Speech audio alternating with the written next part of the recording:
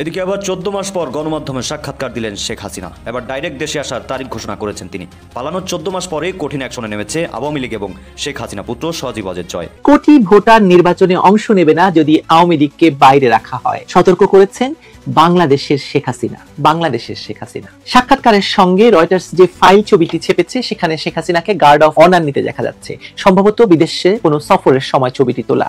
দর্শক, গতকালকে সাবেক প্রধানমন্ত্রী, ক্ষমতাচ্যুত প্রধানমন্ত্রী শেখ হাসিনার আন্তর্জাতিক মিডিয়াতে সাক্ষাৎকার নিয়ে ব্যাপক তোলপাড় চলছে এবং সেই তোলপাড় অবস্থা এখনো চলছে। সেটার পক্ষে বিপক্ষে নানা রকমের কথা অনেকে বলছেন। শেখ হাসিনার যারা বিপক্ষে তারা তাদের মতো করে ব্যাখ্যা করছেন, শেখ হাসিনার যারা পক্ষে তারা তাদের মতো করে ব্যাখ্যা দাঁড় করিয়ে বলার চেষ্টা করছেন যে দিনে দিনে বাড়িতেছে দেনা, সুধিতে হইবে ঋণ।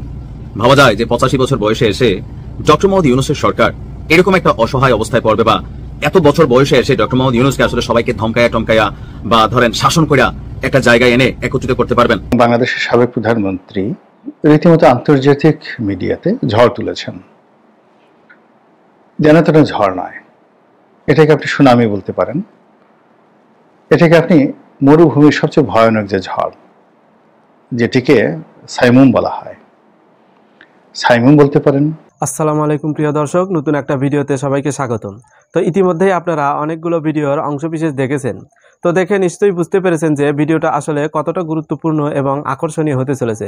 তো চলুন কথা না বাড়িয়ে সম্পূর্ণ ভিডিওটা দেখে আসি। তো দেখার আগে বলবো, যারা আমাদের চ্যানেলটি এখনও পর্যন্ত সাবস্ক্রাইব করেননি দয়া করে সাবস্ক্রাইব করে দিন, যারা ইতিমধ্যেই করেছেন তাদের অসংখ্য ধন্যবাদ। তো চলুন একটি লাইক দিয়ে সম্পূর্ণ ভিডিওটা দেখে আসি।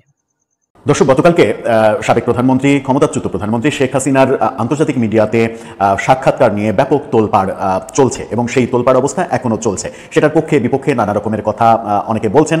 শেখ হাসিনার যারা বিপক্ষে তারা তাদের মতো করে ব্যাখ্যা করছেন, শেখ হাসিনার যারা পক্ষে তারা তাদের মতো করে ব্যাখ্যা দাঁড় করিয়ে বলার চেষ্টা করছেন যে এটা একটা বড় অর্জন।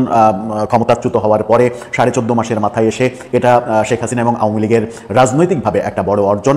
এভাবে যখন দেখছেন, তার আগের দিনই আমরা দেখেছি যুক্তরাজ্য ভিত্তিক ল চেম্বার এবং বিশ্বখ্যাত ল চেম্বার ডাউটি স্ট্রিট থেকে আন্তর্জাতিক আদালতে বর্তমান প্রফেসর ইউনূস সরকারের বিরুদ্ধে মামলা করা হয়েছে। সেই মামলা নিয়ে বাংলাদেশ সরকারও প্রতিক্রিয়া জানিয়েছে, সরকারের প্রেস সেক্রেটারি তিনি প্রতিক্রিয়া জানিয়েছেন এবং সেই মামলা নিয়ে একটি গণমাধ্যম নিউজ করেছিল, সেই নিউজেও সরকারের পক্ষ থেকে একটা বড় প্রতিবাদ লিপি জানানো হয়েছে এবং সেখানে বলা হয়েছে যে শুধু আপনারা তাদের কথা বলে নিউজ করলেন, কেন অপরাপর প্রেক্ষাপট শেখ হাসিনার সময়ে কি করা হয়েছে সেগুলো কেন উল্লেখ করলেন না। এরকম নানা কিছু চলছে। গতকালকে আমরা কি দেখলাম যে রয়টার্স, এএফপি, দ্য ইন্ডিপেন্ডেন্টের মতো মানে ফ্রান্স, আমেরিকা যুক্তরাজ্যের 3টি প্রতিষ্ঠিত সংবাদ মাধ্যম, সেই সংবাদ সংস্থা থেকে যখন সাক্ষাৎকার প্রকাশ হলো এবং তাদের রেফারেন্স নিয়ে অন্তত 15-20টি আন্তর্জাতিক গণমাধ্যমে একই দিনে সাক্ষাৎকার প্রকাশিত হলো। ভারতীয় হিন্দুস্তান টাইমস এবং ইন্ডিয়ান এক্সপ্রেস তারাও এই ব্যাপারে মানে শেখ হাসিনা ব্যাপারে নিউজ করলো। হিন্দুস্তান টাইমস, রয়টার্স, এএফপিকে উদ্ধৃত করে নিউজ করলেও ইন্ডিয়ান এক্সপ্রেসে একটা আলাদা খবর আমরা দেখেছিলাম। সবাই যখন একভাবে শেখ হাসিনার গতকালকে আন্তর্জাতিক মিডিয়াতে সাক্ষাৎকার প্রকাশিত হওয়ার ব্যাপারটা দেখছেন, তখন ইন্ডিয়ান এক্সপ্রেসে একটা মন্তব্য প্রতিবেদন লেখা হয়েছে। শেখ হাসিনাকে এবং ইন্দিরা গান্ধীকে পাশাপাশি তুলনামূলক চিত্র আঁকার চেষ্টা করা হয়েছে। সৈয়দ মুনির খসরু নামে একজন খ্যাতিসম্পন্ন কলামিস্ট, তিনি এই মন্তব্য প্রতিবেদনটা লিখেছে। ব্যক্তিগতভাবে সেটা পড়ে, ইংরেজিতে লেখা সেই প্রতিবেদন, সেটা পড়ে আমার যথেষ্ট ভালো লেগেছে। আবার গতকালকে যে আন্তর্জাতিক সংবাদ সংস্থাগুলোতে যে খবর, সেই খবরের পাশাপাশি আমরা মানে সেই খবরে যখন শেখ হাসিনার শুধুমাত্র সাক্ষাৎকার প্রকাশ করা হলো এবং শেখ হাসিনার সাক্ষাৎকার প্রকাশের ক্ষেত্রে তার মানে পজিটিভ ছবি, যেমন রয়টার্সে শেখ হাসিনাকে কোনো একটা দেশের রাষ্ট্রীয় সফরে গার্ড অফ অনার দেওয়া হচ্ছে, সেই ছবি ব্যবহার করা হয়েছে। রয়টার্সের ফেসবুক পেজে সেই মানে নিউজের পোস্টটা 2বার পোস্ট করা হয়েছে ফেসবুকে, যেটা রয়টার্স সাধারণত করে থাকে না। প্রথমবার ফেসবুক পোস্ট যেগুলো করেছে সেই ব্যাপারটা আজকে আমরা দেখেছি, বিকেলের দিকে যখন দেখেছি তখন 1,20,000 মতো সেখানে প্রতিক্রিয়া পড়েছে। সেই প্রতিক্রিয়াতে আমরা দেখেছি যে 26,000 মতো হাহা রিয়াক্ট করেছে, অর্থাৎ 26,000 মতো শেখ হাসিনা বিরোধী রিয়াক্ট করেছে। বাকিগুলো কিন্তু লাভ রিয়াক্ট, লাইক এবং কেয়ার রিয়াক্ট করেছে। এটাও একটা সিগনিফিক্যান্ট ব্যাপার যে সেই কারণেই হয়তো রয়টার্স এই পোস্টটা দ্বিতীয়বার আবার পোস্ট করেছে ফেসবুক পেজে। কোনো নিউজের পোস্ট, একই নিউজের পোস্ট 2বার ফেসবুকে পোস্ট করা, এটাও একটা গুরুত্বপূর্ণ ব্যাপার। আর সেই ব্যাপারগুলো যখন দেখছি তখন মজার ব্যাপার হচ্ছে যে একই দিনে আল জাজিরা এই সংবাদ সংস্থাগুলোকে উদ্ধৃত করে নিউজ করেছে শেখ হাসিনাকে নিয়ে। সেই নিউজে আল জাজিরা শেখ হাসিনার যে বিকৃত ছবি ব্যবহার করেছে সেটাও আবার আমলে নেওয়া উচিত, যে আল জাজিরা শেখ হাসিনাকে কিভাবে উপস্থাপন করলো। যখন রয়টার্স, এএফপি, ইন্ডিপেন্ডেন্টের মতো বিশ্ববরেণ্য সংবাদ সংস্থা পজিটিভলি না, কোনো পক্ষপাতহীনভাবে শুধুমাত্র তার সাক্ষাৎকার প্রকাশ করেছে যে তিনি কি বলতে চান তাদের প্রশ্নের উত্তরে, আল জাজিরা তখন একেবারেই শেখ হাসিনার বিপক্ষে গিয়ে তারা পোস্ট করেছে। আমি ইন্ডিয়ান এক্সপ্রেসের প্রসঙ্গে আসবো। আল জাজিরার পোস্টটা একটু দেখে নিন মূল আলোচনায় যাওয়ার আগে। আল জাজিরার পোস্টটা দেখলেই বুঝতে পারবেন, সেখানে তারা বলছে শেখ হাসিনার একটা বিকৃত ছবি, পাশে আরো কিছু গ্রাফিতি ব্যবহার করে তারা নিউজটা করেছে। বাংলাদেশের fugitive ex leader warns of mass voter boycott in 2026 poll, মানে ভোট বয়কটের কথা যেটা বলেছেন তিনি রয়টার্সকে, সেই শিরোনামটাই এখানে করা হয়েছে, কিন্তু শেখ হাসিনার বিকৃত ছবি ব্যবহার করা হয়েছে। এবং এই নিউজটার মাধ্যমে আল জাজিরা বুঝিয়ে দিল যে তারা শেখ হাসিনার বিপক্ষে অবস্থান করছে। কেন এই প্রসঙ্গটা বলছি, আমরা আন্তর্জাতিক মিডিয়াতেও বহু ব্যাপারে বহু সময়ে দেখেছি যে বায়াসড হয়ে নিউজ করা, কখনো মানে সেখানে সম্পর্ক একটা ব্যাপার, সেখানে টাকা পয়সা একটা ব্যাপার, এই ব্যাপারগুলো আন্তর্জাতিক মিডিয়াতেও চলে, বাংলাদেশের মিডিয়াতে যেমন চলে আন্তর্জাতিক মিডিয়াতেও চলে। যখন আল জাজিরা শেখ হাসিনার এগেনস্টে এরকম একটা নিউজ করলো, তখন আমরা দেখলাম রয়টার্স, এএফপি, ইন্ডিপেন্ডেন্ট তারা শেখ হাসিনার পক্ষে বিপক্ষে কোনো দিকে না গিয়ে নিরপেক্ষভাবে নিউজ করলো। আল জাজিরা বিপক্ষে গেল, আবার কোনো গণমাধ্যমকে দেখবো আমরা শেখ হাসিনার পক্ষে নিউজ করছে, যেমন ইন্ডিয়ার কিছু গণমাধ্যমকে দেখাই যায়। সেই ক্ষেত্রে সম্পর্ক প্রাধান্য পায় নাকি অর্থকরীর লেনদেনে এই ব্যাপারগুলো হয় আন্তর্জাতিক মিডিয়াতেও, সেই ব্যাপারটাও গুরুত্বপূর্ণ। চলে আসবো আমরা ইন্ডিয়ান এক্সপ্রেসের যে মানে মন্তব্য প্রতিবেদন এবং ইন্দিরা গান্ধীর সঙ্গে শেখ হাসিনার যে তুলনামূলক চিত্র আঁকার চেষ্টা করা হয়েছে, সেই আলোচনাটাই মুখ্য। সেই আলোচনা করে বোঝার চেষ্টা করবো যে শেখ হাসিনা রয়টার্স সহ অন্যান্য সংবাদ মাধ্যমে দেওয়া সাক্ষাৎকারে 2024-এর ঘটনার পরিপ্রেক্ষিতে যে ক্ষমা চাইলেন না এবং দৃঢ় অবস্থান ব্যক্ত করলেন, সেটাতে তার লাভ হলো নাকি ক্ষতি হলো। থাকবেন পলিটিক্স টিভির নিয়মিত আয়োজনে। দর্শক, বলছিলাম ইন্ডিয়ান এক্সপ্রেস গতকালকে শেখ হাসিনাকে নিয়ে নিউজের যখন একেবারে সাগর বইয়ে গেছে, প্রচুর নিউজ হয়েছে আন্তর্জাতিক মিডিয়াতে, তখন ইন্ডিয়ান এক্সপ্রেস সেই সাক্ষাৎকারের রাস্তায় হাঁটেনি, তারা একটা ভিন্ন রাস্তায় হেঁটেছে। এবং সেটা মানে উল্লেখ থাকে যেন একই দিন, হিন্দুস্তান টাইমস একই দিনে করছে, ইন্ডিয়ান এক্সপ্রেস একই দিনে শেখ হাসিনাকে নিউজ করছে, অন্য বার্তা সংস্থাগুলো একই দিনে করছে, একই দিনে অন্তত 20টা বড় গণমাধ্যম বিশ্বের তাকে নিয়ে নিউজ করছে। এটাকে একটা ভাইটাল ব্যাপার হিসেবেই অনেকে দেখছেন। যদিও এর মাঝে আল জাজিরা খুবই প্রভাবশালী গণমাধ্যম, তারা শেখ হাসিনার বিকৃত ছবি দিয়ে শেখ হাসিনার বিপক্ষে নিউজ করেছে, পক্ষে বিপক্ষে নিউজ গতকালকে প্রচুর হয়েছে। ইন্ডিয়ান এক্সপ্রেস কি বলছে, সেই নিউজটাও শেখ হাসিনার বিপক্ষে চলে গেল নাকি আওয়ামী লীগ যারা করেন তারা এই নিউজটাকে আমলে নিয়ে ব্যাপারটা একটু ভেবে দেখবেন। ইন্ডিয়ান এক্সপ্রেসের ফটোকার্ডটা দেখলেই তাদের শিরোনামটা আপনারা দেখে নিতে পারবেন। সেখানে বলা হয়েছে, the difference between Indira Gandhi and Sheikh Hasina, one said sorry and rose from the Ashes.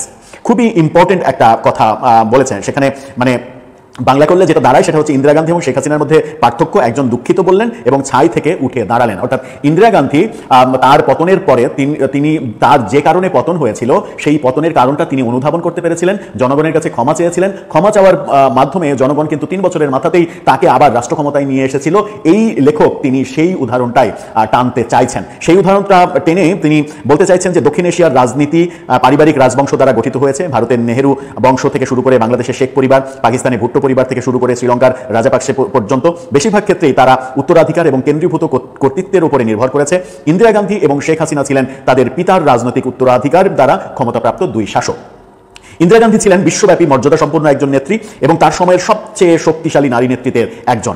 জাতীয় এবং আন্তর্জাতিক উভয় স্তরে তার প্রভাবের জন্য ব্যাপকভাবে স্বীকৃত ছিলেন তিনি। টাইম ম্যাগাজিন তাকে 20 শতাব্দীর 9ম সবচেয়ে শক্তিশালী নারী হিসেবে স্থান দিয়েছে।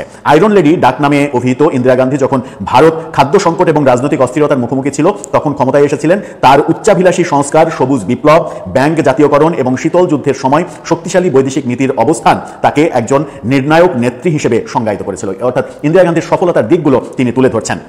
অন্যদিকে শেখ হাসিনার কথা যেটা বলছেন যে শেখ হাসিনা প্রবৃদ্ধি ও উন্নয়নের উপরে জোর দিয়েছিলেন, প্রায়শই বৃহৎ অবকাঠামো প্রকল্প এবং স্থিতিশীল অর্থনৈতিক অগ্রগতিকে জাতীয় অগ্রগতির লক্ষণ হিসেবে তুলে ধরেছিলেন। বাংলাদেশের মাথাপিছু জিডিপি 2009 সালে ছিল মাত্র $800, সেটা 2023 সালে বেড়ে $800 নিয়ে যেতে পেরেছিলেন তিনি, যা এশিয়ার দ্রুততম বর্ধনশীল অর্থনীতির মধ্যে স্থান করে নিয়েছিল। অর্থাৎ এশিয়ার দ্রুততম বর্ধনশীল অর্থনীতি যেটা মাথাপিছু আয় যে পরিমাণে বেড়েছে সেটাতে বাংলাদেশ আখ্যা পেয়েছিল।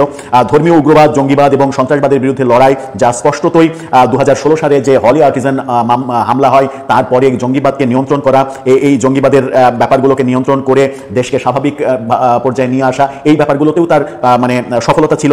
আবার ইন্দিরা গান্ধী এবং শেখ হাসিনা উভয়ই রাজনৈতিক উত্থানের মুখোমুখি হয়েছিলেন, যা তাদের কর্তৃত্বের সীমা পরীক্ষা করেছিল। অর্থাৎ দুইজনই একটা ক্রাইসিস মোমেন্ট ফেস করেছিলেন। সেটা কি বলছে যে তাদের সেই কর্তৃত্ববাদী শৈলী শেষ পর্যন্ত কেবল তাদের উত্তরাধিকারী নয়, তাদের ভাগ্যকেও গঠন করেছিল। 1975 সালের ইন্দিরা গান্ধীর কথা বলা হচ্ছে। 1975 সালের জরুরি অবস্থা এবং 2024 সালের বর্ষা বিপ্লবের সময় গান্ধী এবং হাসিনা যথাক্রমে দমন পীড়নের মাধ্যমে প্রতিক্রিয়া জানিয়েছিলেন, বিশ্বাস করেছিলেন যে রাষ্ট্রীয় শক্তি ভিন্ন মতকে দমন করবে এবং ক্ষমতায় তাদের দখল নিশ্চিত করবে। অর্থাৎ ইন্দিরা গান্ধী যে দমন নীতি নিয়েছিলেন সেই সময়, 2024-এ শেখ হাসিনাও একই দমন নীতি নিয়েছিলেন। মনে করেছিলেন যে এই দমন নীতি এটাই আসলে নিয়ম। দিনে দিনে বাড়িতেছে দেনা, শুধিতে হইবে ঋণ। ভাবা যায় যে 85 বছর বয়সে এসে ডক্টর মোহাম্মদ ইউনূসের সরকার এরকম একটা অসহায় অবস্থায় পড়বে, বা এত বছর বয়সে এসে ডক্টর মোহাম্মদ ইউনূসকে আসলে সবাইকে ধমকায়া টমকায়া বা ধরেন শাসন করে একটা জায়গায় এনে একত্রিত করতে পারবেন। যেহেতু ডক্টর মোহাম্মদ ইউনূস একটা নন পলিটিক্যাল ব্যাকগ্রাউন্ড থেকে এই জায়গাটায় বসছেন, এই জায়গাটা খুবই গুরুত্বপূর্ণ একটা ইস্যু কিন্তু। কেন? কারণ বাংলাদেশের রাজনীতিতে পলিটিক্যাল ব্যাকগ্রাউন্ড মানে হচ্ছে আপনার এক ডাকে সারা বাংলাদেশে লক্ষ লক্ষ মানুষ রাস্তায় নামবে। যেমন ধরেন শেখ হাসিনা যদি দেশে থেকে একটা ডাক দেয়, বেগম খালেদা জি একটা ডাক দেয়, জামাত ইসলামের আমির ডাক দেয়, তাহলে লক্ষ লক্ষ মানুষ কিন্তু রাজপথে নেমে যাবে। এটা একটা পাওয়ার। সারা দেশে আপনার একটা নিজস্ব বাহিনী আছে, সোলজার্স আছে, আপনার বিরুদ্ধে কোনো অবস্থান নিলে সবাই শক্ত একটা প্রটেস্ট করবে। কিন্তু এই ইন্টারিমে যারা আছেন সবাই নন পলিটিক্যাল ব্যাকগ্রাউন্ড, শুধুমাত্র আসিফ মাহমুদ এবং মাহফুজ ছাড়া। আবার আসিফ এবং মাহফুজকে নিয়ে যে কোনো চুল থেকে পান খসলে আপনি দেখবেন যে এনসিপি সজাগ হয়ে যায়, জনমত তৈরি হয়। কিন্তু আমরা কেন বলছি যে হঠাৎ করে ডক্টর ইউনূসের পদত্যাগের গুঞ্জন? প্রথমত যাত্রা শুরু হয়েছে দুইজনের বক্তব্যে। এবি পার্টির যিনি চেয়ারম্যান আছেন তিনি বলছেন যে যদি ডক্টর ইউনূস ঐকমত্য করতে না পারে তাহলে তাকে পদত্যাগ করতে হবে, এছাড়া তার সামনে কোনো রাস্তা নেই। আবার অপরদিকে সরকারের আরেক প্রভাবশালী উপদেষ্টা ডক্টর আসিফ নজরুল তিনি আবার দিয়েছেন আরো হতাশাজনক আরেকটা খবর। আসলে হতাশার মেইন কারণ কি? যত দিন যাচ্ছে, নির্বাচন আসছে, নতুন নতুন দাবি, নতুন নতুন ইস্যুতে রাজনৈতিক দলগুলো একে অন্যের সাথে বিবাদে জড়িয়ে গেছে। ইভেন এখন আপনি বাংলাদেশে যদি গুপসি কোনো খেলা না চলে তাহলে আপনি কোনো দলের সাথে কোনো দলের কিন্তু মিল নাই। গুপসি খেলা এই কারণে বললাম যে কে কার গুপসি পার্টি, এটা আসলে এই মুহূর্তে বুঝতে একটু কষ্টকর হচ্ছে। আমরা যতদূর বক্তব্য শুনছি, নাসির পার্টির বক্তব্য তো শুনছেনি, জামাতে বলছে ভন্ডের দল, তোমরা ভন্ডামি ছাইয়া ভিতরের কথাটা বলো। আপনি দেখেন এরকম বক্তব্য দিচ্ছে। তো এখন এই জায়গাতে একটা কনফ্লিক্ট আছে। আমরা এতদিন ভাবতাম তারা একটা টিম, এখন তাদের মধ্যে বিভাজন। তো এক একজন এক একটা দাবিতে অনর, আর এই অনর দাবিগুলো যারা নিচ্ছে রাজনীতির মাঠে প্রত্যেকেরই কিন্তু টিম আছে। আমাদের উপদেষ্টারা যে কোনো সময় লাঞ্ছিত হইতে পারে ক্ষমতা থেকে গেলে, আবার তাদের ব্যবসা বাণিজ্য এনজিও প্রতিষ্ঠান আছে যেগুলো ভবিষ্যতে মামলা হামলার মানে শিকার বা হুমকি হইতে পারে যদি কোনো রাজনৈতিক দল আপনার খেই পা যায় তাদের প্রতি। এটা তাদের মধ্যে ভয় কাজ করতেছে। এখন এই পরিস্থিতিতে ডক্টর আসিফ নজরুল ইসলাম তিনি যে কথা বলছেন যে সরকার কি করবে আমরা সত্যিই বুঝতে পারছি না। কেন? আপনি তো একবার মন্ত্রী হওয়ার জন্য খুব আল্লাহ আমাকে একবার মন্ত্রী বানাতে, আল্লাহ আসিফ নজরুল স্যারের উদ্দেশ্যে বলি যে দূর থেকে আমরা চা দোকানে বসে মেসি কেন ডাইনে শট দিল না, বামে শট দিল না, এটা সমালোচনা করা খুবই সোজা। আমার একটা ভিডিও নিয়ে আপনার সমালোচনা করা সোজা যে নাইম ভাই এটা বলেন না কেন, ওইটা বলেন না কেন। তা আপনি তো ফেসবুক আইডি চালান, আপনি আপনার চেহারা দেখাইয়া আপনি একটা ভিডিও করেন তো সরকারকে নিয়ে সমালোচনা করে পিছন দিয়ে ঝোল ফিল হবে। এটা সবাই আমরা করতে পারি না। সো যার যতটুকু দৌড় আছে ততটুকু কিন্তু ভাবি, কিন্তু আমরা ভাবি অন্য লোকটা কেন পারতেছে না। রাষ্ট্র পরিচালনা করা নিয়ে ওদিন আমাদের ধর্ম উপদেষ্টা বলছিলেন সারা বাংলাদেশের সবচেয়ে বড় মুহাদ্দিস, কোরআনে আলেম, 101 বার হজ করার লোকটাও যদি মন্ত্রণালয়ের দায়িত্ব বসে তাকে মদের লাইসেন্স দিতে হবে। কেন? কারণ সরকার এখান থেকে আয় করে রাষ্ট্র চালায়। আপনি এখানে বসার পরে মদ বন্ধ করে এটা বলতে পারবেন না। That's the system. তার মানে সিস্টেমটা অনেক পেঁচাইলা। এখন সরকারের এই কথাটা কেন? ডক্টর মোহাম্মদ ইউনূসের পদত্যাগের গুঞ্জন বা সরকারের হাল ছাড়া মনোভাবের একটা মূল কারণ হচ্ছে এতদিন যাবতীয় যে জাতীয় ঐকমত্য কমিশন বৈশা বৈশা বেতন টেতন নিল, মিটিং হলো, চা বিস্কুট সিঙ্গারা স্যান্ডউইচ খাওয়া হলো, কিন্তু কাজের কাজ যেটা রাজনৈতিক দলগুলোর মধ্যে ঐক্য তৈরি করা, সেটা যত দিন যাচ্ছে মনে হচ্ছে ঐক্য নষ্ট হচ্ছে। আর যদি নষ্ট হতে থাকে, যেভাবে সরকারকে হুমকি দামকি দেওয়া হচ্ছে, তো সরকার তো আর বিদেশ থেকে আইসা বসে নেই বা অন্য গ্রহ থেকে আইসা বসে নেই। তারা আমাদের মতন মানুষ, পরিবার, সন্তান, দেশে ব্যবসা বাণিজ্য সবই আছে, তারাও কিন্তু ভয় পায়, কিন্তু উপরে দেখায় অনেক সাহস। তো আজকে আসিফ নজরুলের কথায়, আমাদের অন্যান্য উপদেষ্টাদের কথায় হতাশার সুর চলে আসছে। আর ফাইনালি যদি পরিস্থিতি কোনো রকমই মিলমিশ না হয়, ডক্টর মোহাম্মদ ইউনূস কোন রকম একটা যেনতন নির্বাচন দিয়ে সটকে পড়বেন অথবা তিনি পদত্যাগ করবেন। এটাই আসলে সামনের দিকে আমরা বুঝতে পারতেছি। এখন আমার মনে হয় না যে নির্বাচনের আগে দলগুলো ঐকমত্যতে একমত হবে। নানান ইস্যু, নানান জনের, দেখা যাক কি হয়। ভালো থাকুন। সংবিধান সংশোধন নিয়ে, আইন শৃঙ্খলা নিয়ে যে সকল আলোচনা গত 14 মাস ধরে করছিলাম, তার মধ্যে মনে হচ্ছিল যে আমাদের সবকিছু এভাবেই চলবে। এখানে কোনটা লাউ কোনটা কদু এগুলো নিয়ে আমরা বিতর্ক করব। ডক্টর মোহাম্মদ ইউনূস 5 বছর থাকবেন না 50 বছর থাকবেন, নাকি তিনি এই ফেব্রুয়ারি মাসেই ইলেকশন করে চলে যাবেন, এই বিষয়গুলো নিয়ে যখন আমরা একেবারে নিজেদের তকদির, মনোভাব, কথাবার্তা একদম ফাইনাল করে ফেলেছি, ঠিক সেই সময়টাতে শেখ হাসিনা হঠাৎ করে অনেকগুলো আন্তর্জাতিক গণমাধ্যমে একই সঙ্গে সাক্ষাৎকার দিলেন। এটা হলো কি করে? এরকম ঘটনা তো ডোনাল্ড ট্রাম্প কখনো করতে পারেননি, আর পারবেনও না। কিংবা Bill Clinton, Barack Obama, George W Bush, বা ধরুন সেই যাকে বলা হয় ইংল্যান্ডে যদি আপনি সেই উইলিয়াম গ্লাডস্টোন থেকে শুরু করে একেবারে ঋষি সুনাক পর্যন্ত, কিংবা এখন বর্তমান যিনি প্রধানমন্ত্রী রয়েছেন কেয়ার স্টারমার পর্যন্ত, এদের জীবনে যখন তারা প্রধানমন্ত্রী ছিলেন, ঠিক নির্দিষ্ট সময়টিতে বা প্রেসিডেন্ট ছিলেন, রাষ্ট্র ক্ষমতা ছিলেন, হঠাৎ করে তারা এইভাবে শেখ হাসিনার মতো অনেকগুলো এরকম আন্তর্জাতিক গণমাধ্যম, ভারত থেকে শুরু করে ইংল্যান্ড থেকে আমেরিকা, একই দিনে একই ইস্যু নিয়ে ডিজায়ার অনুযায়ী, মানে তাদের ডিজায়ার অনুযায়ী একটা সিঙ্গেল কাজ তারা করতে পেরেছেন, একটা ঘটনা দেখান তো। 2 নম্বর হলো যে তাদের যখন ক্ষমতা চলে গেছে কেউ তাদেরকে ডেকে জিজ্ঞাসা করেনি। এখন বলেন তো বিল ক্লিন্টন, বারাক ওবামা, কিংবা ধরুন সেই ইংল্যান্ডের আপনি 10 জন সাবেক প্রধানমন্ত্রী, এদের নামও কেউ জানে না, আমরা সবাই ভুলে গেছি তাদের নাম। আপনি থেরেসা মে কিংবা সেই টনি ব্লেয়ার, আপনি টনি ব্লেয়ারকে যদি টিকিট ভাড়া দেন, টিকিট পাঠান আর হোটেল ভাড়া দেন আর $5,000 আপনি দেন, আপনি বাংলাদেশে এনে আপনি তাকে একেবারে আপনার বাড়িতে নিয়ে যেতে পারবেন, বিয়ের অনুষ্ঠানে নাচাতে পারবেন। This is the reality. তো সেইখানে এবং সেই খবর মানে টনি ব্লেয়ার আসছে আমাদের বাংলাদেশে ছাপা হবে, কিন্তু ব্রিটেনের একেবারে রাস্তার যে ওপেন টি বাস্কুপ মাকড়া পত্রিকা, সেই পত্রিকায় টনি ব্লেয়ারকে নিয়ে কোনো খবর ছাপা হচ্ছে না, হবেও না। একমাত্র ফেসবুক, টুইটার হলো তাদের একমাত্র ভরসা। তো সেখানে বাংলাদেশের ক্ষমতাচ্যুত প্রধানমন্ত্রী, যাকে আমরা ফ্যাসিস্ট বলছি, যাকে আমরা ফাঁসিতে লটকাবো খুব তাড়াতাড়ি, যাকে আমরা ভারত থেকে ধরে আনবো, ধরে এনে তাকে আমরা এমন দৃষ্টান্তমূলক শাস্তি দেবো যে শাস্তিতে সারা পৃথিবী কম্পমান হয়ে উঠবে এবং বাংলাদেশের মানুষ ভীত সন্ত্রস্ত হয়ে যাবে যে একটা কাজের কাজ হয়েছে, বাপের বেটা দাদা মিয়া একটা কাজ করেছেন বটে। ঠিক সেই সময়টাতে এরকম একটা সাক্ষাৎকার, তাও আবার যেন তেন নয়, আপনার ইন্ডিপেন্ডেন্ট, ব্রিটেনের দ্য গ্রেটেস্ট এবং সবচেয়ে নামকরা প্রভাবশালী পত্রিকা দ্য ইন্ডিপেন্ডেন্ট, এএফপি, তারপরে এপি, হিন্দুস্তান টাইমস, রয়টার্স, মানে এই কথাগুলো কি আপনাকে নতুন করে বলতে হবে বলেন তো? অ্যাজ ইট ইজ, মানে বিশ্ব গণমাধ্যম বলতে এদের কি বোঝায়? এর বাইরে টাইম ম্যাগাজিন, তারপরে সমপর্যায়ের টাইম ম্যাগাজিন, ওয়াশিংটন পোস্ট, এরপর যাকে বলা হয় টাইম ম্যাগাজিন, ওয়াশিংটন পোস্ট, এরকম দ্য টেলিগ্রাফ, এরকম আরও 3-4টা পত্রিকা আছে। তো এর আগে তো এখন শেখ হাসিনার সংবাদ ছাপা হলো, এর আগে তো ঠিক এই পত্রিকাগুলোতে সজীব ওয়াজেদ জয়ের সাক্ষাৎকার ছাপা হয়েছে। মানে এটা একটা মিরাকেল না? টোটাল জিনিসটা হিসাবগুলো সব এলোমেলো করে দিয়েছে। যে সরকার তাকে ফাঁসিতে লটকানোর জন্য, শেখ হাসিনাকে ফাঁসিতে লটকানোর জন্য একেবারে কনফার্ম যে আমাদের এখান থেকে তার বিরুদ্ধে যে সকল অভিযোগ আনা হয়েছে, অকাট্য প্রমাণ, 1400 লোক হত্যা করেছে ইত্যাদি ইত্যাদি আর অনেক কিছু, কাজে ফাঁসি তো হবেই, ফাঁসি তো হবে, এতে কোনো সন্দেহ নেই। এটা নিয়ে আমরা যখন এক ধরনের চিল মোডে আছি, ঠিক সেই সময়টাতে এই সাক্ষাৎকারগুলো, সেই সাক্ষাৎকারগুলো সরকারের মধ্যে রীতিমতো অস্থিরতা তৈরি করেছে। অস্থিরতা কেন? সরকার যে এখন চলছে, সেই সরকারের যে প্রধান ব্যক্তি doctor Mohammad Yunus, he is a by product of international media. Sheikh হাসিনার জামানাতে তার পক্ষে সেই নোবেল লরিয়ার যারা আছেন তারা বিরাট একটা বিজ্ঞাপন দিলেন ওয়াশিংটন পোস্ট পত্রিকাতে। আমরা খুব চমকিত হলাম যে এর মতো লোক হতে পারে। এরপর তিনি বিবিসিতে সাক্ষাৎকার দেন, আল জাজিরাতে সাক্ষাৎকার দেন এবং ইংরেজি জানা মানুষের সাথে কথা বলতে তিনি খুব স্বাচ্ছন্দ্য অনুভব করেন।